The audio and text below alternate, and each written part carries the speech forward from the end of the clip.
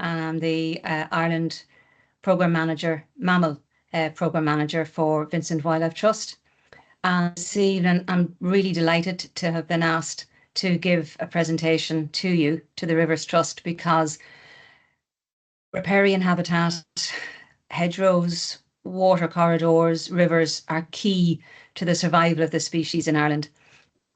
So I'm delighted to be able to speak to you this evening about a project that we carried out in the catchment of the Mulkear River, undertaken by ourselves and the Mulkear River Catchment European Innovation Partnership, which I'll say more of as we go along.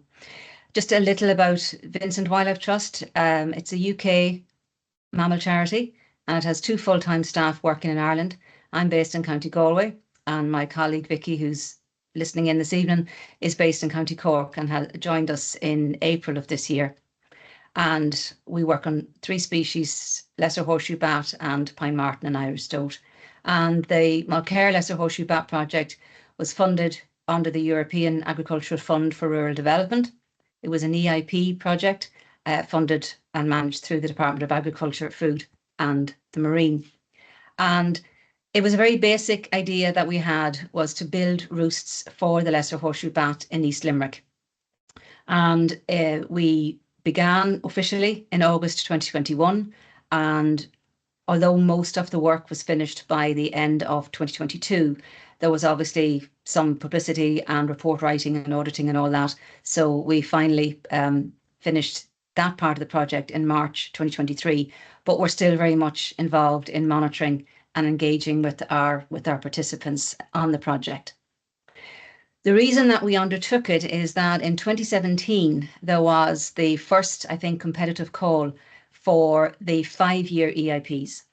And we were very ambitious, and we decided to throw our hat in the ring, and we put together an initial proposal, which was accepted by the Department of Agriculture, and we were given funding to develop the project over the summer of 2017 and submitted our final project. This is a copy of it in September, I think, of that year. And we had worked with Teagasc, West Limerick Resources, Ballyharrow Development and the ICMSA. So we had a lot of really good input, a lot of discussion with farmers on the ground in Limerick, but we weren't successful. We were told in December of that year that we hadn't been successful. But to be honest, it was an absolute blessing, because knowing how complicated 5-year EIPs are, we simply wouldn't have the capacity to deliver it properly at that time. But thankfully, there were a number of other groups who were successful. And in February of 2021, Minister Pippa Hackett announced shorter EIPs, so for maybe a year long. And we thought, well, here we go again. It would be great to put some of the work that we'd put together in the 2017 project back into the ring. And I was very strategic this time. I looked to see where there were existing EIPs. I really wanted one based in Limerick, and thankfully the Mulkear EIP was there, number 10 on this map. So I simply rang up Carol, who's here, and proposed to her out of the blue. I rang her and I said, you know, we've done all this work in the Limerick area. We know that river catchments are really important for this species. Would you be interested in allowing us to piggyback on your existing operational group, on your existing expertise, on the knowledge you have of farmers in the area? And Carol went, of course we will. It'll be grand. We'll get it. We'll do it. So buoyed up by that, we started to develop the project. But this was in 2021, so there were restrictions to it. Before I develop how we built up our relationships there, I stressed the reason why we wanted to base the project in Limerick. It's because this area is a critical link between subpopulations of the Lesser Horseshoe Bat found in the northern part of their range in South Galway and Clare, and the southern part of their range, which is West Cork and Kerry. So what you're looking at here, these circles represent roosts, known roosts of the Lesser Horseshoe Bat in Ireland. They could be winter hibernation sites, underground sites, or they could be summer maternity roosts in buildings. But you can see that there's two clusters. So we have a cluster in South Galway and Clare, and then we have very few known roosts in Limerick. And then we have to wait until we get into South Kerry and into West Cork. And as well as this being kind of spatially distributed and fragmented, we know from genetic studies that this has been in existence for quite a long time, because the bats that we find in these clusters are genetically differentiated. So it's possible to take droppings from bats in Mayo and droppings from bats in Kerry, run a DNA test on them, and be able to say, that's a bat from Mayo or that's a bat from Kerry. So it's not a huge genetic difference at the moment, but we don't want it to get any worse. We do not want the situation to progress further. And we feel that Limerick is key to linking and keeping connectivity and gene flow along the West Coast. So that's why we chose Limerick. A little bit about the bat itself. It is one of our smallest species. Tips the scales at about 6 grams, which is about equivalent to a €2 coin. It's the only member of the horseshoe bat family in Ireland, and it gets its name from the amazing horseshoe shape of cartilage that surrounds its nostrils. And this is linked to its amazing echolocation call, which I'll play for you in a minute. The nostrils and the cartilage around the nostrils and two other parts of what we call the nose leaf, there are other appendages on its face, are linked to its echolocation call. And it's instantly recognizable. When you see a bat that has this horseshoe shape on its face, it can only be a lesser horseshoe bat. It was first recognized being present in Ireland in 1858. And it's since been the subject of much research and survey work, simply because it always hangs upside down freely from a surface. All of our other bat species, the other 8, are able to land and crawl, and they disappear from view. They go into houses, they go into cracks, nooks and crannies under slates, into the fabric or structure of the building. Whereas lesser horseshoe bats, because of the way their pelvic girdle has developed, they're not able to land and crawl. So they need to fly directly into a structure the way a swallow does, and then they do a flip, a somersault, and they hang in the open. So it has made it easy in some ways for us to certainly survey it, because if you go into a structure, look up, you'll see them looking down if you're lucky enough. Whereas there could well be other species there, but we're just not able to see them. Their need to fly into a structure restricts, obviously, the type of buildings that they can use. So they are generally found in old unoccupied buildings in summer, because these will be missing slates, missing window panes, doors may be hanging off, and in some cases, some of the sites we acquired, walls had collapsed, so making it easy for them to actually access them.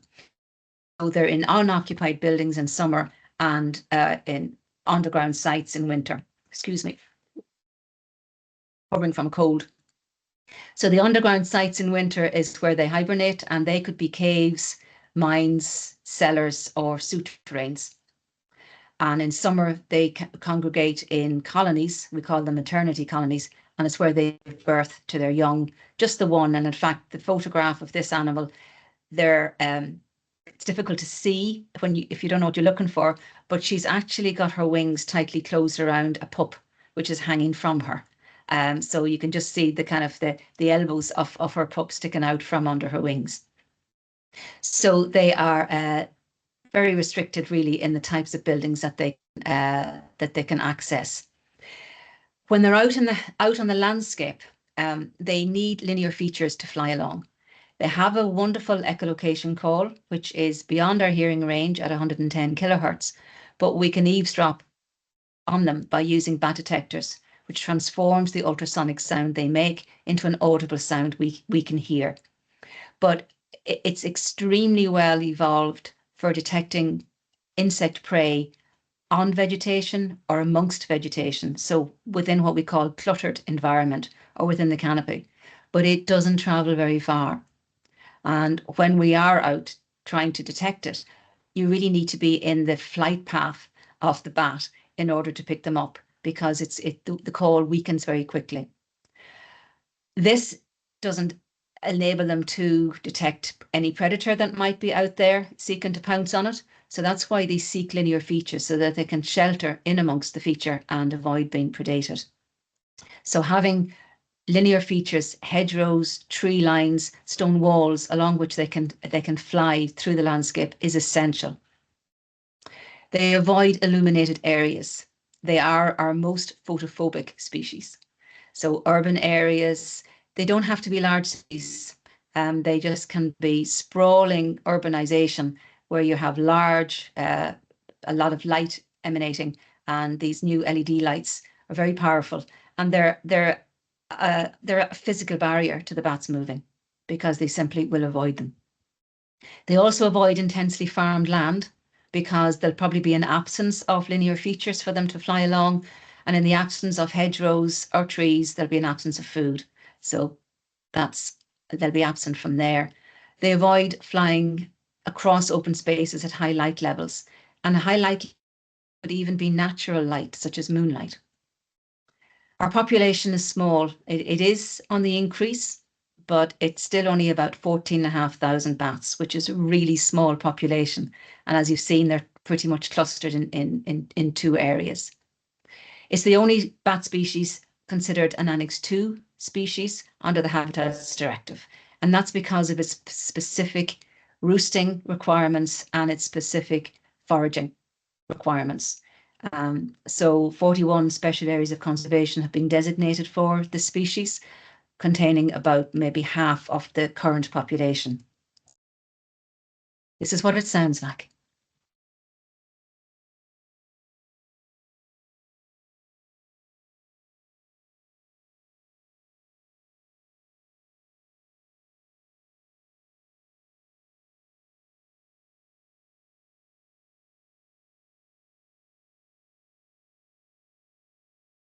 I don't think we're hearing anything.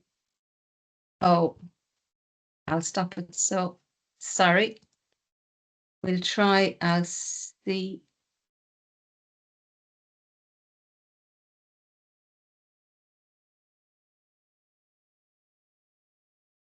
I'm maximizing the meeting.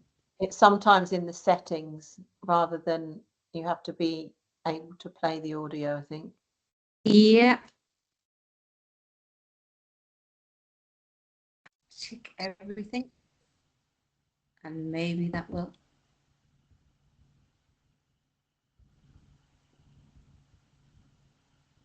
I minimize that. Will I try again?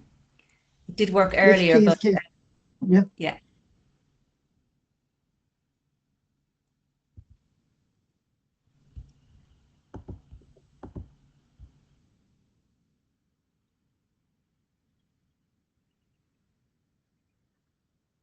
Mhm. Can you look?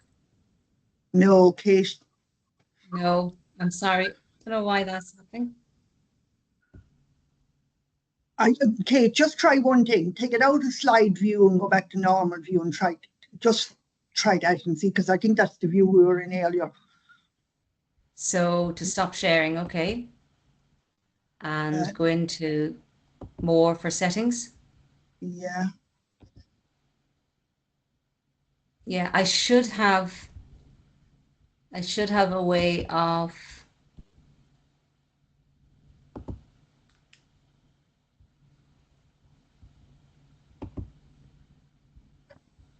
I've got a camera on. Mm-hmm.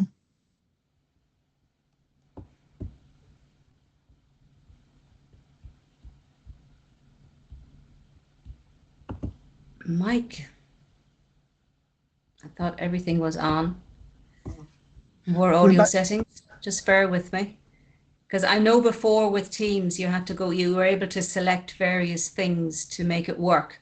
And I didn't get Kate, that. I also had a look, and I just can't find that setting. There used to be a setting to enable sound for video, and I was just looking everywhere. I just can't see it.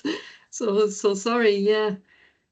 If we go on, Kate, and we can see if we can get it at the end. And we try to figure out at the end if we can get the sound enabled. Yeah, Yeah. Okay, so we include sound. Wait a minute. There we go. Maybe that's it. Okay, we will try once more to hear this image. Well, this just highlights how difficult it is to hear the species.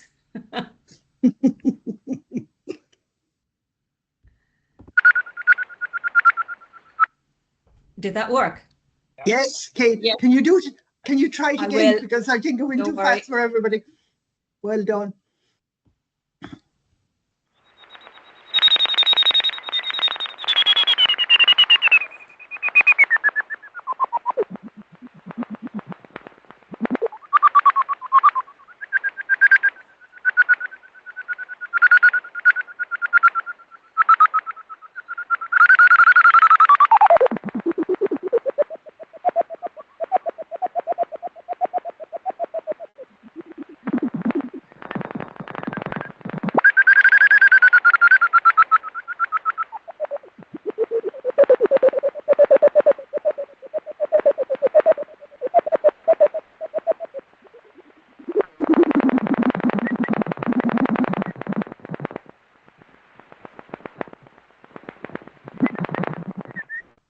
I hope that was worth waiting for.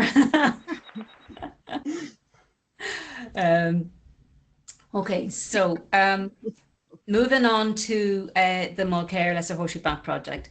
We were piggybacking on an idea that had been implemented in Spain. And this is a structure that was created under a conservation project in Spain where they had to find an alternative roosting site for lesser horseshoe bats that were being excluded from the building.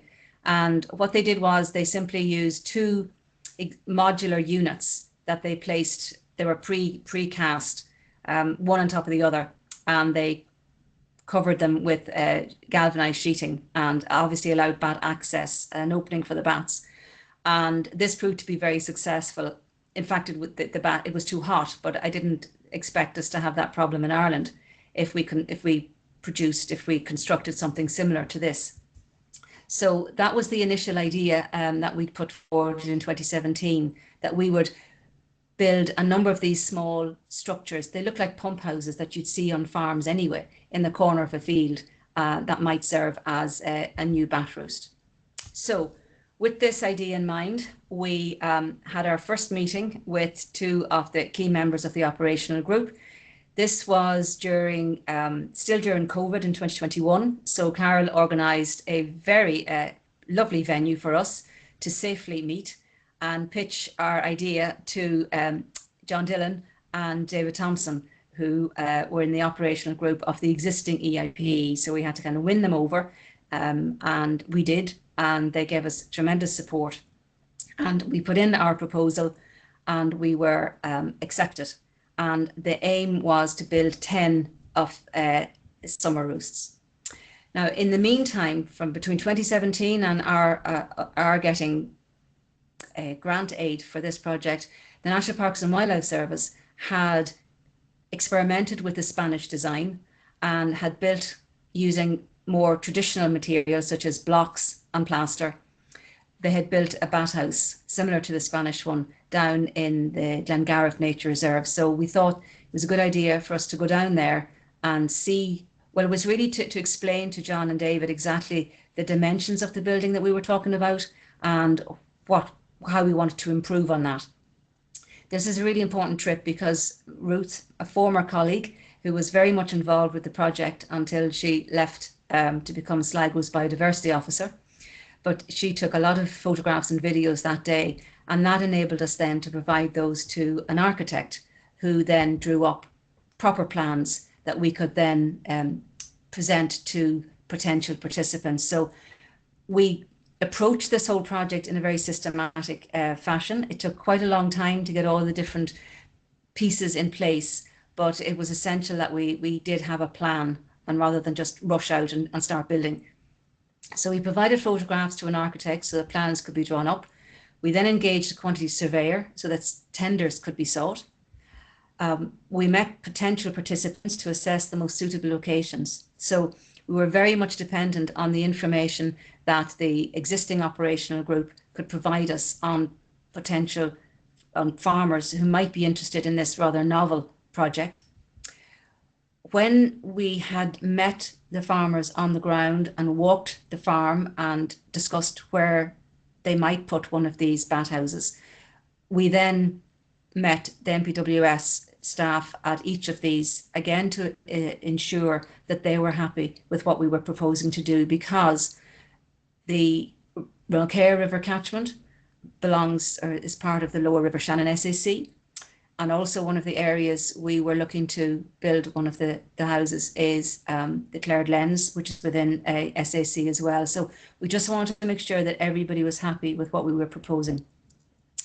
We provided detailed drawings and satellite imagery of where the bat house was to go and the aspect at which it was to be directed, and QS information to the participants. And they had the option to build it themselves or to engage a builder.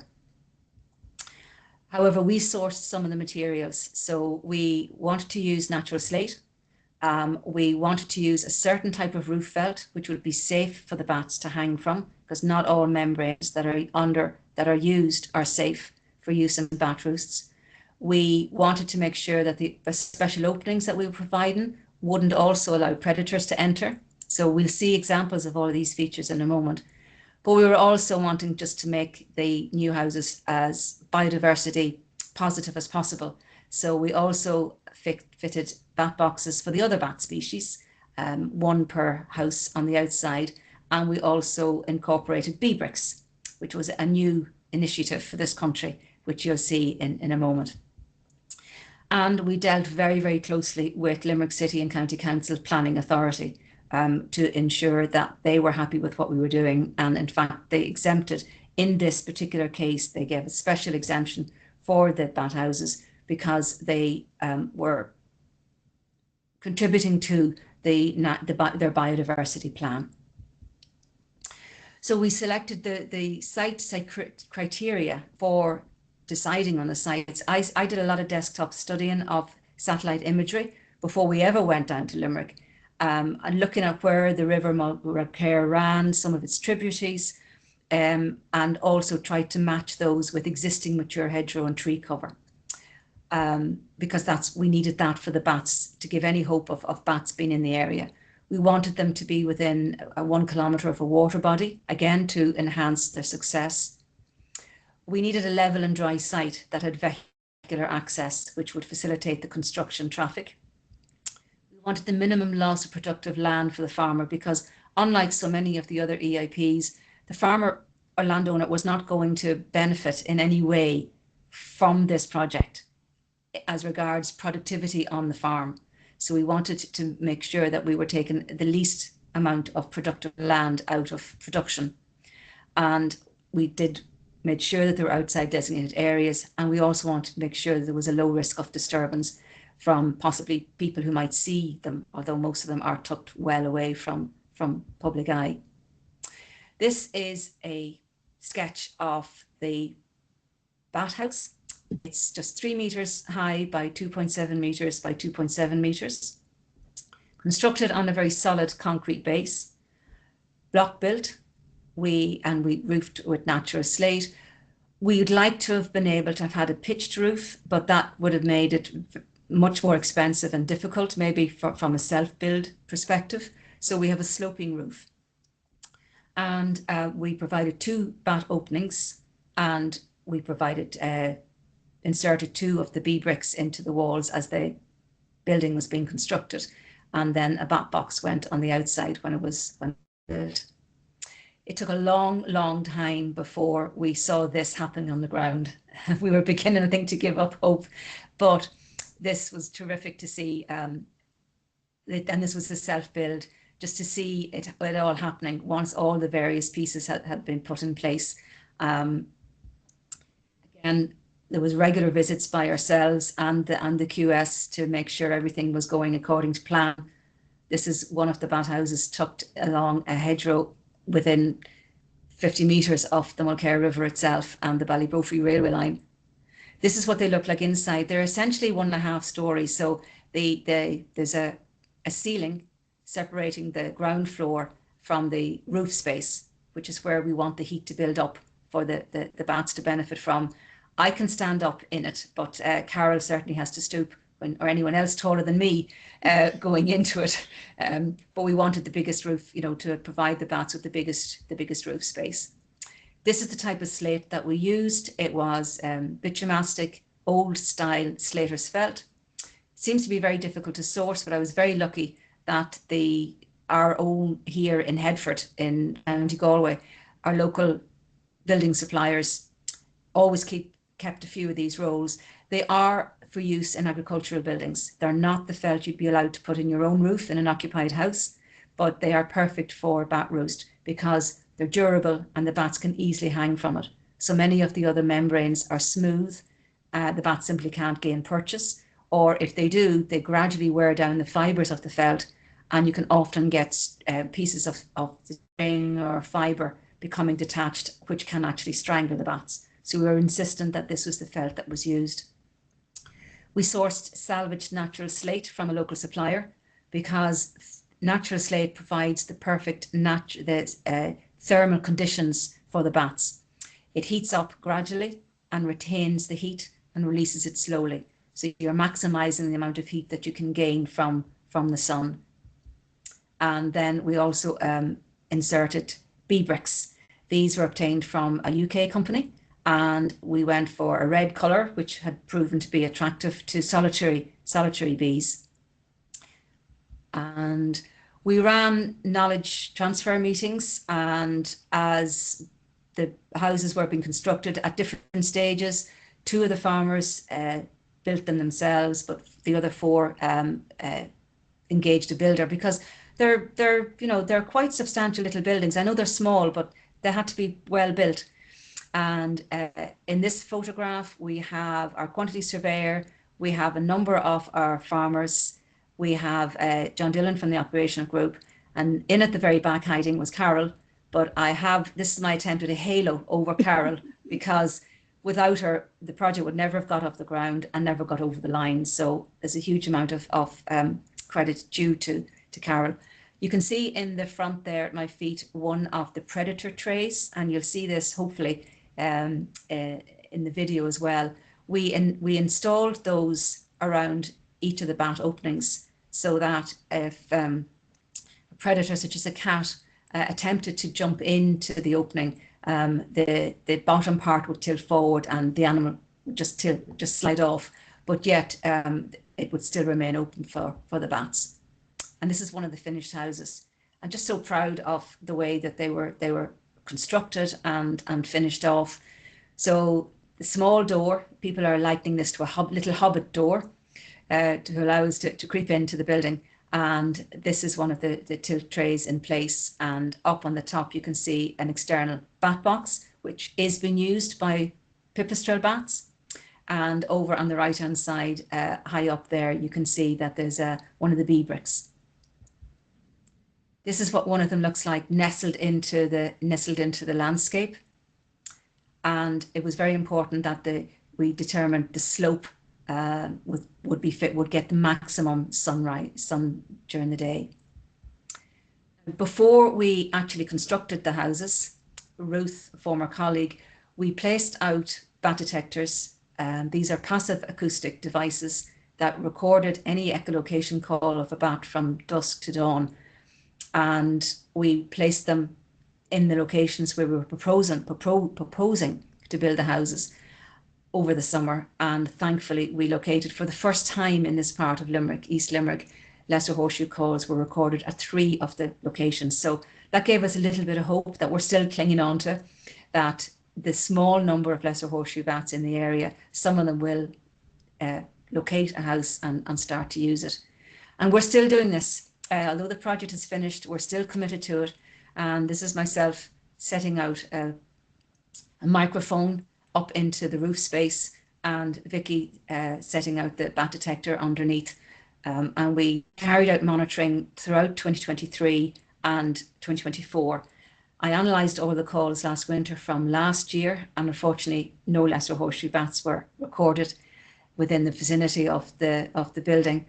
I haven't had a chance to look at any of the recordings from this summer, but fingers are crossed. But we always knew it was going to take time because we're just dealing with a very small population in Limerick. And I'm hoping to God this video works to give you. Is it? David, we're at one of the first bat houses that we have built under the Mulkear Lesser Horseshoe Bat project, and I'm remembering back to when we met in March 2021, and we pitched the idea to you and other board members to come on board with us to do this project, and you were very, very brave and very interested to come along with us and give your support and allow us to, in a way, piggyback on the existing framework that was in the area. I'm delighted to see that we have completed 6 houses now. I'm only sorry we couldn't do more. Well, it was a challenge because we undertook a capital project when building costs were going through the roof. But it's the whole idea of these innovative projects is that you come up with your idea and you trial it out and see how it works. But the main thing is that we had 6 wonderful participants who have given over an area of their farm forever and a day. It will be lesser horseshoes, and we're really confident now that we will have lesser horseshoes moving in because we've been monitoring them in the area, and just maybe 100 metres away from here we did record a lesser horseshoe call. Just the one, but that's all we need.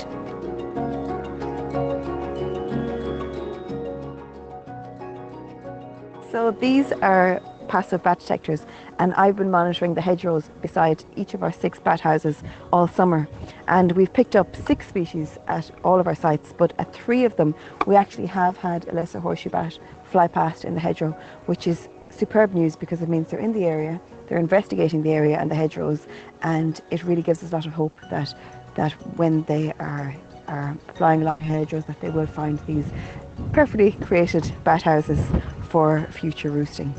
When I was asked first about the project, I was a bit sceptical, and I have a young lady that's mad into the environment and bug hunting, and she's always busy doing something, so then I would be up for doing things for the environment. I wasn't sure, is this for me?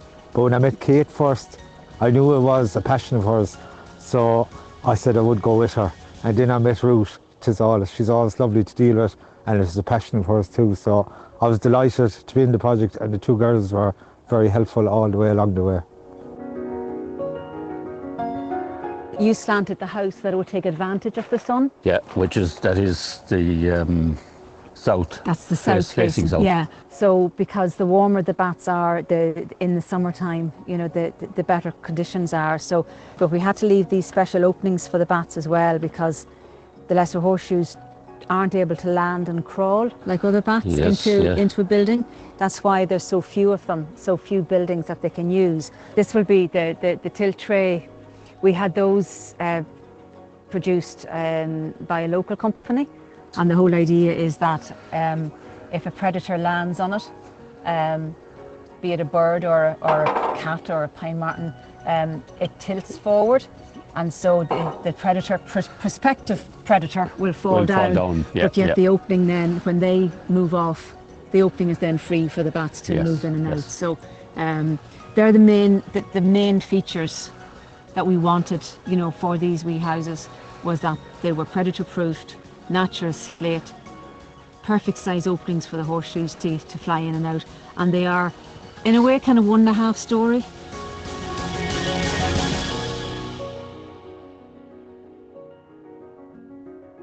From the point of view of building it, then I tried to do as much myself through work and everything. I also had a builder involved. I poured the foundations, done some of the block work with the builder. My daughter was here helping me, so we kind of shared the workload between us, but it ended up the builder getting the bulk load through work. So the plans were all laid out, so it was straightforward to build.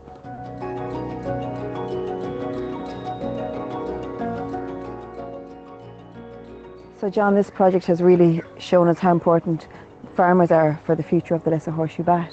Yes, indeed, and we are delighted to be, from a point of view of the EIP, the European Innovation Partnership, and as chairman of it, to be involved with you people. It's been fantastic to work in this very agricultural part of East Limerick, and to work with the 5-year Mulkear EIP for this 1-year project.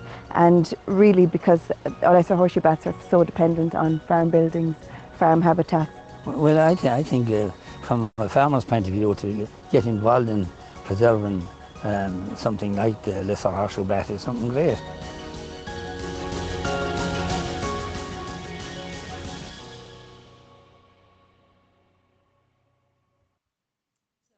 That was the video we produced at the end of the project to share.